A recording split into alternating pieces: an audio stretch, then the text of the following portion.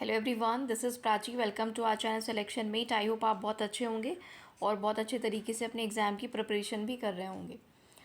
हमारी एक सीरीज़ चल रही है DSSB प्रीवियस ईयर क्वेश्चंस की, जिसमें DSSB में जितने भी प्रीवियस ईयर पेपर्स हुए हैं उनके मैं जनरल पोर्शन को आपके साथ डिस्कस कर रही हूँ। जनरल पार्ट जो 100 नंबर का सभी में आता है, चाहे वो PRT हो, TGT हो, PGT हो, और नॉन टीचिंग पोस्ट में भी उसका वेटेज अलग होता है, लेकिन यही सब्जेक्ट्स आते हैं जिसमें जनरल अवेयरनेस होती है, रीजनिंग, मैथ्स, हिंदी और इंग्लिश होता है।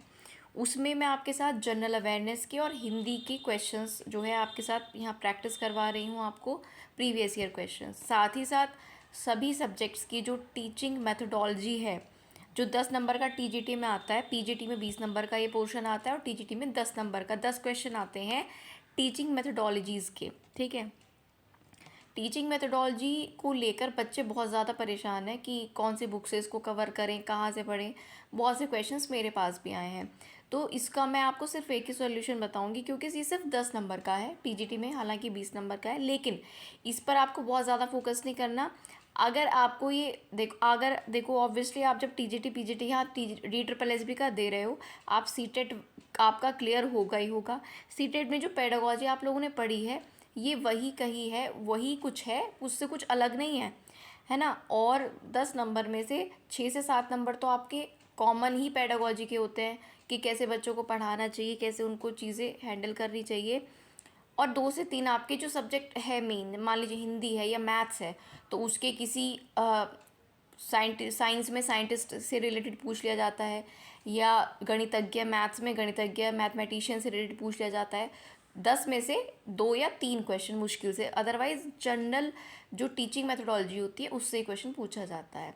अब करें क्या, इनको कहाँ से कवर करें? तो देखो, जब आप DSSB की साइट पर जाओगे ना, तो वहाँ पर आपको बहुत सारे, लगभग सभी प्रीवियस ईयर पेपर मिल जाएंगे। बस थोड़ा आपको सर्च करना पड़ता है, क्योंकि कुछ पेपर का तो वहाँ पे नाम मेंशन है कि हिंदी का है, इंग्लिश का है, लेकिन कुछ की केवल डेट और शिफ्ट मेंशन है, तो आपको ओपन करके देखना होता है कि कौन से सब्जेक्ट का है। ठीक, तो वहाँ पर आपको सारे प्रीवियस ईयर पेपर मिल जाएंगे। आपका जो भी सब्जेक्ट है, जितने ज़्यादा पेपर आपको, देखो एक दिन में आप एक दिन उसी के लिए दो, सर्च करके सारी जो PDFs हैं वो डाउनलोड कर लो, और अब वो जो प्रीवियस ईयर क्वेश्चंस आए हैं वो पढ़ लो, मेरे हिसाब से सफिशिएंट है। और उन पेपर्स को करने के बाद आपको लगता है कि हाँ, मुझे इस साइंटिस्ट के बारे में जानना है या इस कवि के बारे में जानना है, जो भी आपका सब्जेक्ट है, आपको लगा है उनके बारे में पूछा गया है, तो उसके बारे में थोड़ी सी चीज़ें पढ़ लो, ऑनलाइन आपको सब कुछ मिल जाएगा। तो मुझे नहीं लगता कि 200 नंबर के पेपर में, TGT में या PRT में, ठीक है, PRT में तो खैर वो अलग ही पोर्शन आता है, TGT में 200 नंबर का, आपका PGT 300 का, उसमें से 10 या 20 नंबर के लिए आप बाकी जो आपका सब्जेक्ट है और पार्ट 1 है उसका टाइम इसमें आप ज़्यादा लगाओ। इसके लिए सिर्फ आप PYQ करो अपने सब्जेक्ट के प्रीवियस ईयर क्वेश्चंस। अब मैं आपको यहाँ क्या प्रोवाइड करा रही हूँ, मैंने भी आपको बताया कि जनरल अवेयरनेस के प्रीवियस ईयर क्वेश्चंस हम प्रैक्टिस कर रहे हैं। वो कराने का क्या मकसद है, सिर्फ वही मैं क्यों करा रही हूँ, मकसद ये है कि जनरल अवेयरनेस का पोर्शन भी बहुत ज़्यादा ब्रॉड है, पूरा वो कभी कंप्लीट हो ही नहीं सकता है। तो मैंने आपको अपनी एक स्ट्रैटेजी वीडियो में कि पार्ट 1 को कैसे पढ़ें, बुक्स बताई हैं पार्ट 1 के सारे सब्जेक्ट्स के लिए, और ये बोला है स्पेसिफिकली जनरल अवेयरनेस के लिए आपको प्रीवियस ईयर क्वेश्चन ज़्यादा से ज़्यादा लगाने हैं, और उसके बाद टाइम बचता है तो SSC के क्वेश्चंस आपको लगाने हैं, क्योंकि जनरल अवेयरनेस को आप बहुत ज़्यादा टाइम दोगे तब भी कोई गारंटी नहीं है कि आप 20 में से 18 या 19 कर पाओ। ठीक है, मैं आपको सच्चाई बता रही हूँ। तो जो स्कोरिंग सब्जेक्ट है ना, उस पर फोकस करिए। जैसे आपका हिंदी हुआ, मैथ्स हुआ, रीजनिंग हुआ, इंग्लिश जिसकी बहुत ज़्यादा ही अच्छी है, उसका भी इतना ज़्यादा स्कोर नहीं आता है। तो इंग्लिश और जनरल अवेयरनेस ऐसे हैं जनरल पोर्शन में जिनका कम जो है मतलब कुछ आप कह नहीं सकते, एक्यूरेसी से नहीं कर पा सकते। तो इसलिए जनरल अवेयरनेस के ज़्यादा तो क्वेश्चंस प्रैक्टिस करो, इसलिए मैं आपको करा रही हूँ। और मैं हिंदी भी आपको साथ ही साथ करा रही हूँ, हिंदी के प्रीवियस क्वेश्चंस भी। हिंदी जिन लोगों ने पहले पढ़ रखी है किसी न किसी और एग्ज़ाम के लिए या इसी के लिए, वो बिल्कुल बुक उठाने की उनको आवश्यकता नहीं है, अपने सब्जेक्ट पर फोकस करें और हिंदी के PYQs आप लगाते रहो। ठीक है, अब ये मैंने आपको एक जनरल क्वेरी के बारे में बताया, क्योंकि टीचिंग मेथोडोलॉजी कहाँ से पढ़ें, कौन सी बुक लें, कोई आवश्यकता नहीं है मेरे अकॉर्डिंग। अदरवाइज़ आपकी इच्छा है, आप कितना भी चाहे इसको टाइम दे सकते हो।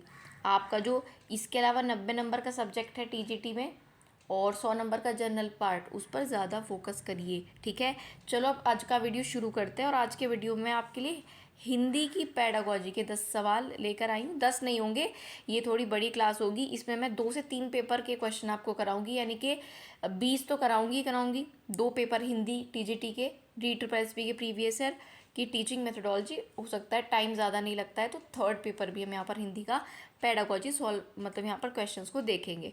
तो अब वीडियो शुरू करते हैं। वीडियो शुरू होने के बाद कोई इधर उधर की बात बिल्कुल नहीं होती है।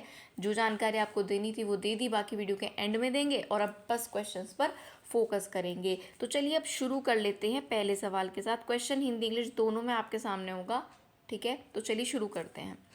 पहला सवाल है, देखो हिंदी का है क्योंकि तो हिंदी में ही पढ़ कर चलते हैं। हिंदी पेडागोजी की क्वेश्चंस को हिंदी ही लैंग्वेज में आपको यहाँ पर शो कर देती हूँ।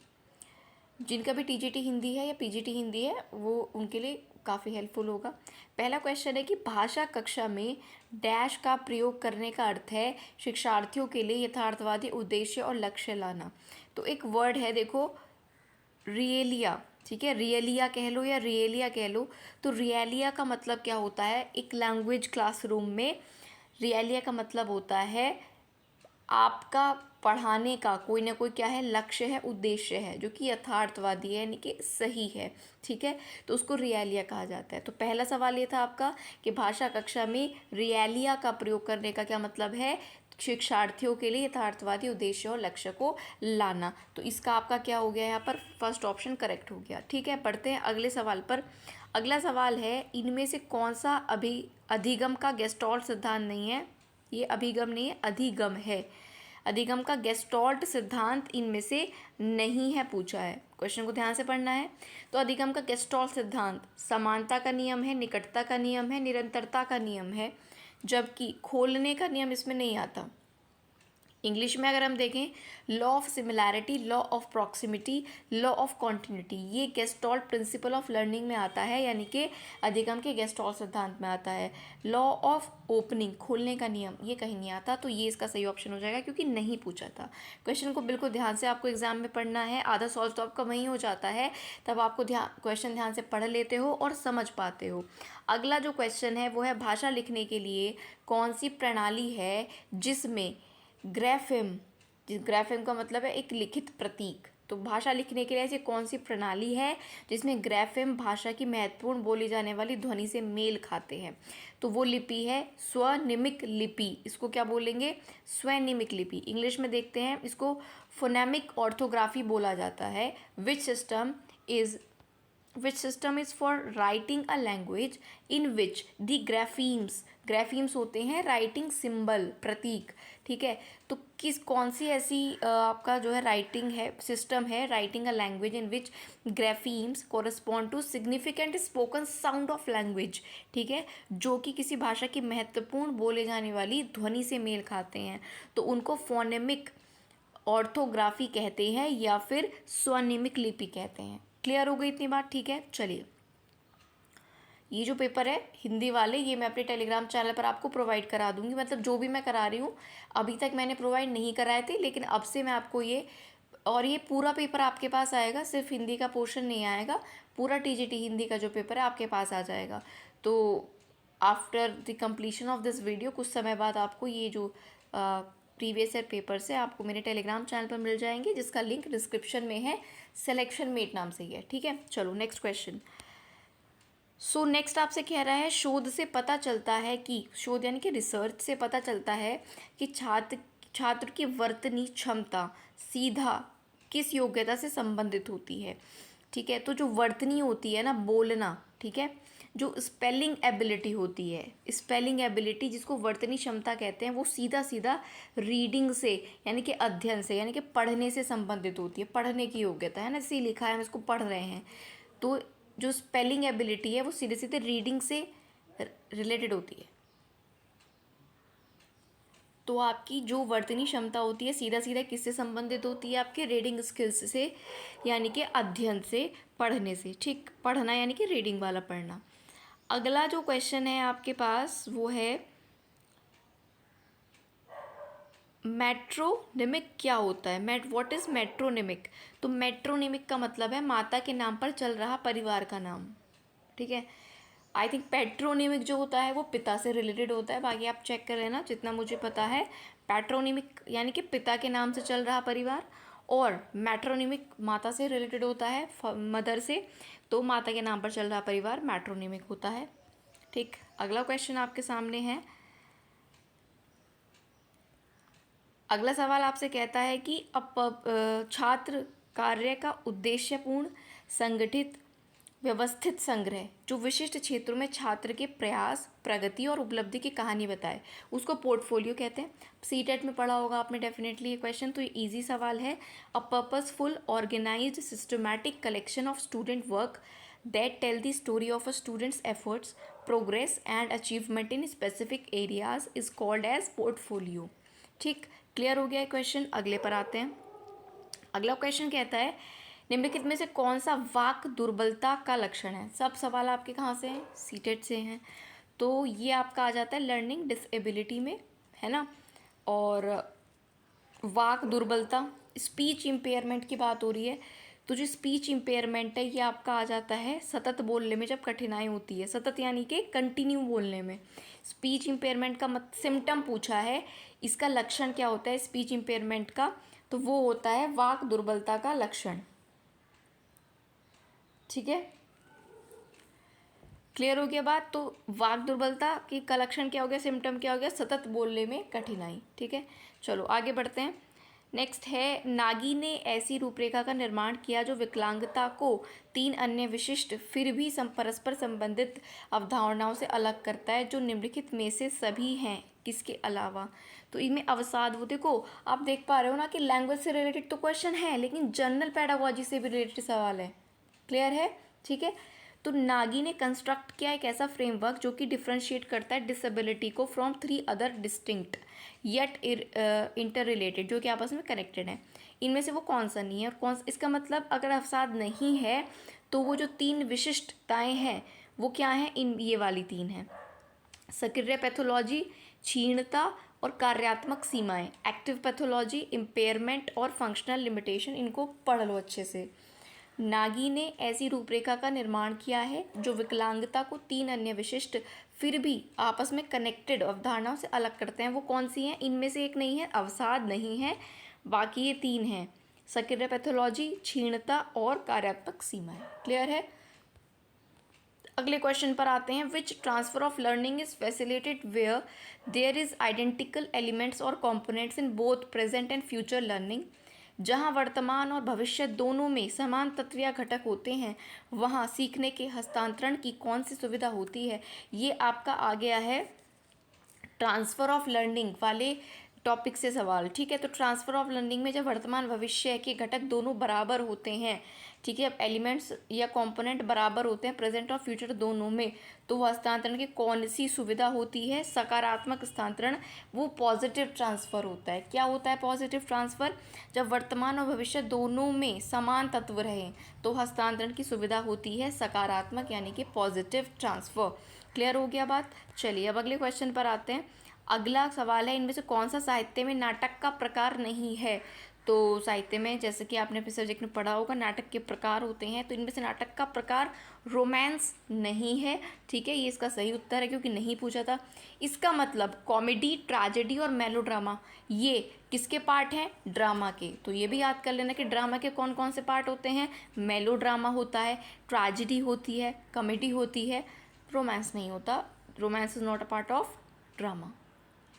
आई होप ये 10 क्वेश्चंस आपको बहुत अच्छे से आपने सीखे होंगे और बाकी रिवाइज करने के लिए पीडीएफ आपको टेलीग्राम पर मिल जाएगी, वहाँ से ले लेना। चलो अब अगला पेपर देख लेते हैं।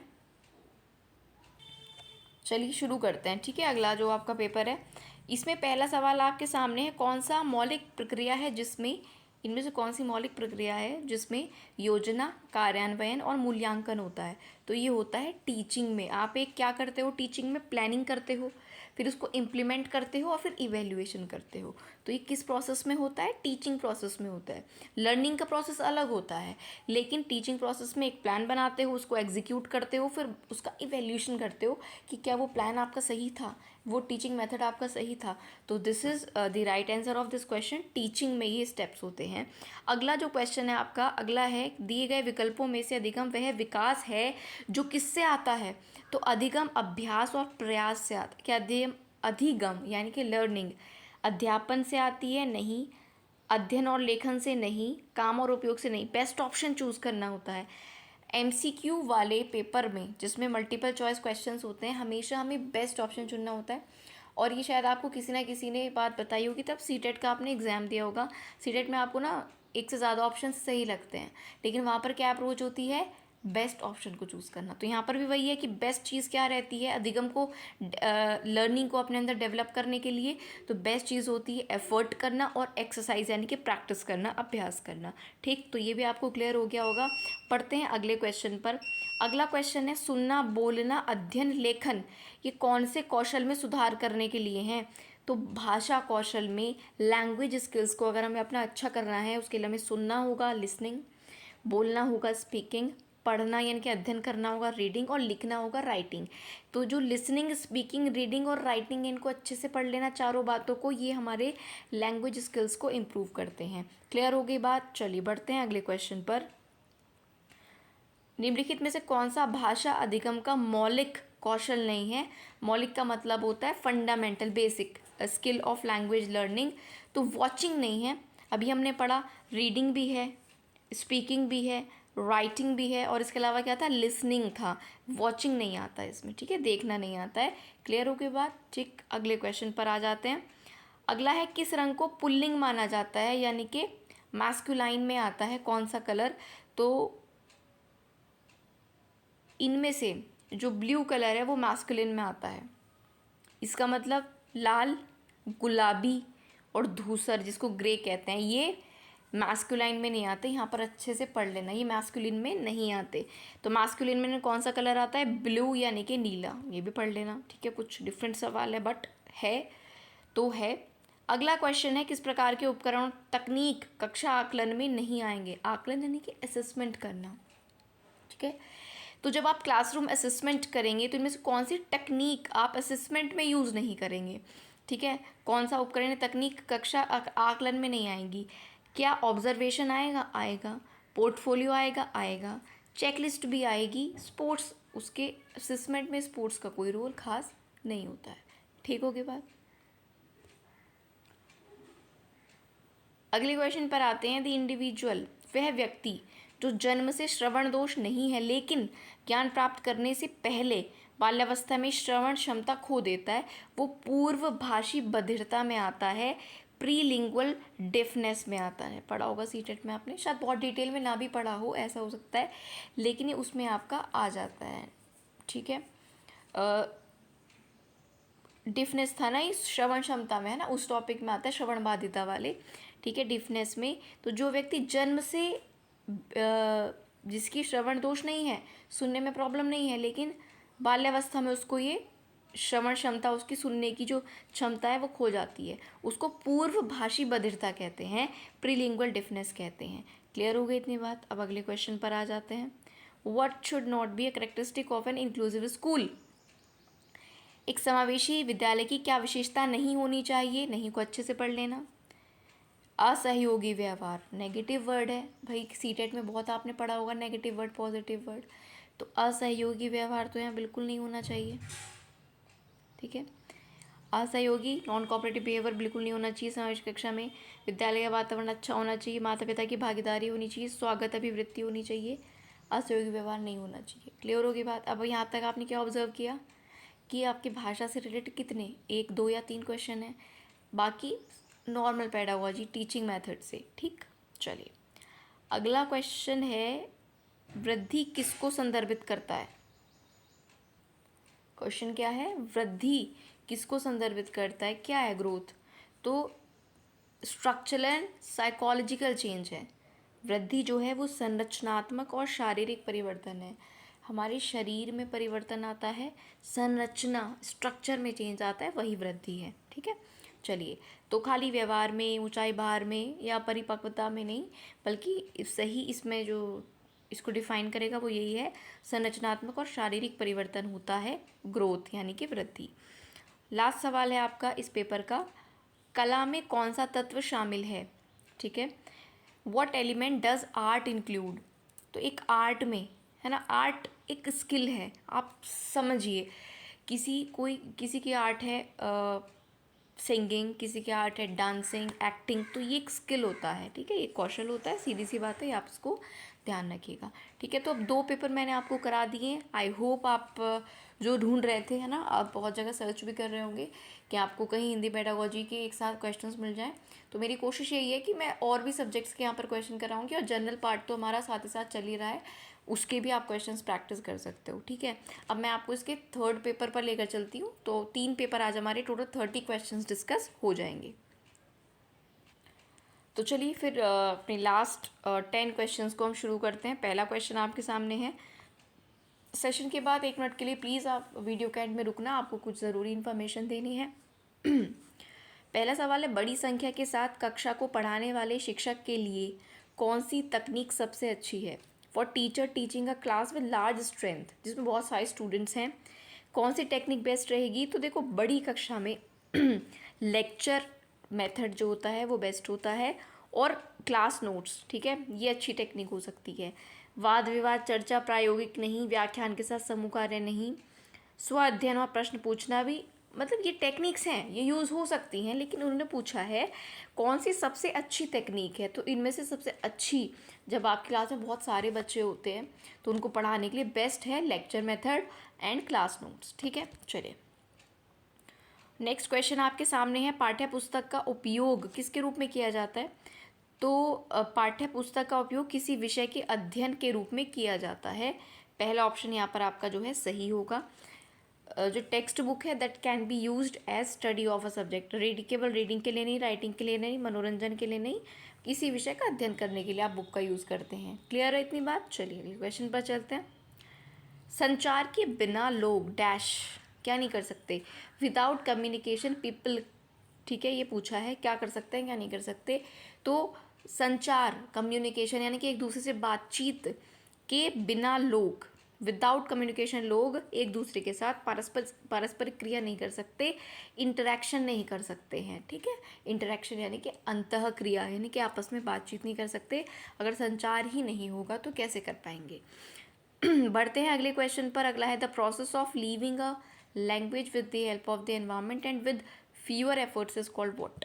तो वातावरण की सहायता से और कुछ कम प्रयासों से भाषा छोड़ने की प्रक्रिया को क्या कहा जाता है? लीविंग अ लैंग्वेज, तो उसको कहा जाता है भाषा का अर्जन करना, लैंग्वेज एक्विजिशन, ठीक है। उसको क्या बोलेंगे? लैंग्वेज एक्विजिशन बोलेंगे, भाषा अर्जन बोलेंगे।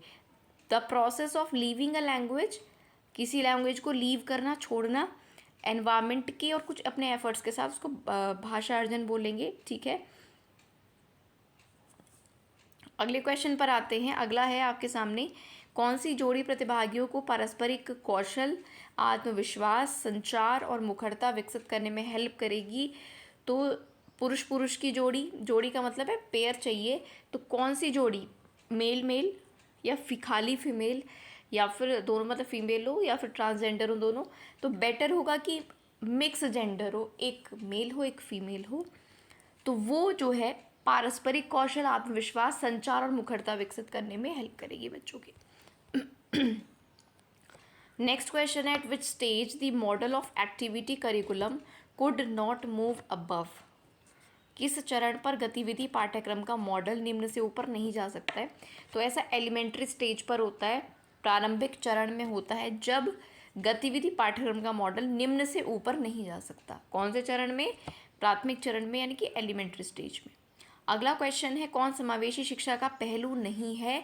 तो समावेशी शिक्षा में एसेंशियल सर्विसेज चाहिए होती हैं, support service, peripheral, social services का एस्पेक्ट नहीं है। अच्छा क्वेश्चन है, ध्यान रखिएगा। आपसे सेम ये क्वेश्चन नहीं तो इसी में कुछ बदलाव करके पूछा जा सकता है ना, ठीक है।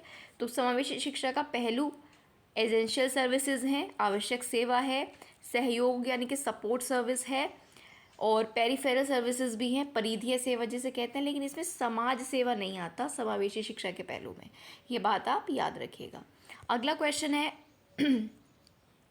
जब विद्यालय में विभिन्न प्रकार की सामग्री का उपयोग किया जाता है तो उसे क्या कहा जाता है? जब विभिन्न सामग्री यानी कि मटेरियल्स का यूज़ हम स्कूल में करते हैं तो उसको मटेरियल एडेप्शन कहा जाता है, सामग्री अनुकूलन, सामग्री चूक नहीं, प्रतिस्थापन नहीं, विस्तार नहीं। मटेरियल एडेप्शन यानी कि हम जब बहुत सारे मटेरियल यूज़ हो रहे हैं स्कूल में हमें सिखाने के लिए, तो कहीं ना कहीं उनको अडेप्ट करेंगे, ठीक है, तो उसको बोला जाता है मटेरियल एडेप्शन या फिर सामग्री अनुकूलन। ठीक है, इतनी बात। अगले क्वेश्चन पर आते हैं। वृद्धि शब्द विशुद्ध रूप से व्यक्ति के किस भाव का प्रतिनिधित्व करता है? तो सीधे सीधे ये व्यक्ति के वृद्धि, तो शारीरिक रूप का, एक शारीरिक इमोशन को बताता है। सीधा सीधा अगर हम ग्रोथ शब्द का यूज़ करते हैं, एक सेंस बताता है फिजिकल रिलेटेड, हमारे शारीरिक संबंधित, ठीक है, शरीर से संबंधित। लास्ट क्वेश्चन आपके सामने आ रहा है, नाटक के कितने प्रकार होते हैं? ठीक है, तो देखो यहाँ पर 2 प्रकार नाटक के दिए हैं आपको। एक होता है रैखिक नाटक विधि, लीनियर ड्रामा मेथड, और एक होता है प्रक्रिया उन्मुख नाटक, प्रोसेस ओरिएंटेड ड्रामा। तो ये ड्रामा के आपको प्रकार मिल गए, नाटक के प्रकार 2, कौन कौन से?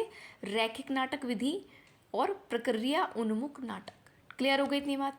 अभी हमारे 30 क्वेश्चंस टोटल हो चुके हैं, 3 पेपर्स मैंने आपको करा दिए। 2021 के पेपर थे DSSB TGT हिंदी के।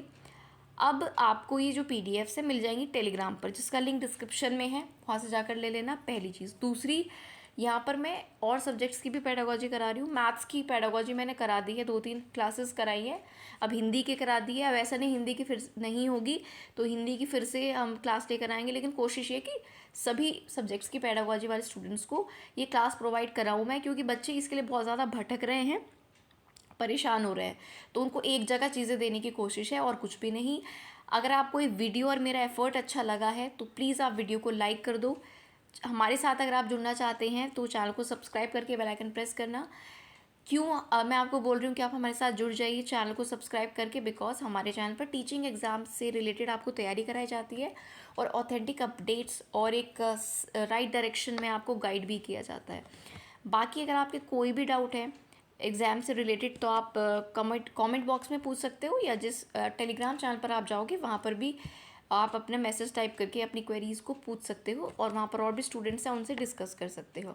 जब अभी तक मैंने जितनी भी DSSB के PYQ प्रीवियस ईयर क्वेश्चंस करा दिए हैं, उनकी एक प्लेलिस्ट बनी हुई है, चैनल के प्लेलिस्ट सेक्शन में जाना, वहाँ पर आपको सारे वीडियोज़ एक साथ मिल जाएंगी, चाहे जनरल अवेयरनेस हो, हिंदी हो, ठीक है, या ये टीचिंग मेथोडोलॉजी की वीडियोज़ भी आपको वहीं पर मिलेंगी। साथ ही साथ अगर आप पेपर 1 की स्ट्रैटेजी जानना चाहते हैं कि उसमें कैसे मैक्सिमम स्कोर लिया जाए, क्या सोर्सेज फॉलो किए जाए, उसकी एक वीडियो मैंने बनाई है पार्ट जनरल पेपर के लिए, उसका लिंक मैं आपको डिस्क्रिप्शन में दे दूँगी। वीडियोज़ के सेक्शन में भी अवेलेबल है, चाहे आप वहाँ पर जाकर देख लेना या सर्च कर लेना। तो ये कुछ इन्फॉर्मेशन जो कि आपके लिए हेल्पफुल हो सकती है मैंने आपको बता दी है।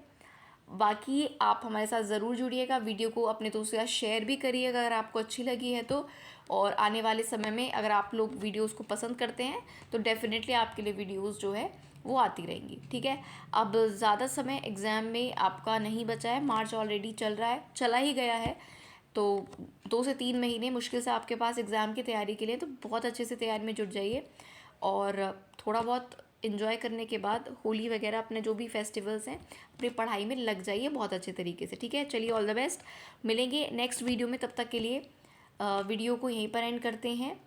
और हमारे इस एफर्ट को आप अगर सपोर्ट करते हैं तो प्लीज़ वीडियो को अपने दोस्तों के साथ शेयर करें। मिलेंगे नेक्स्ट वीडियो में, तब तक के लिए थैंक यू।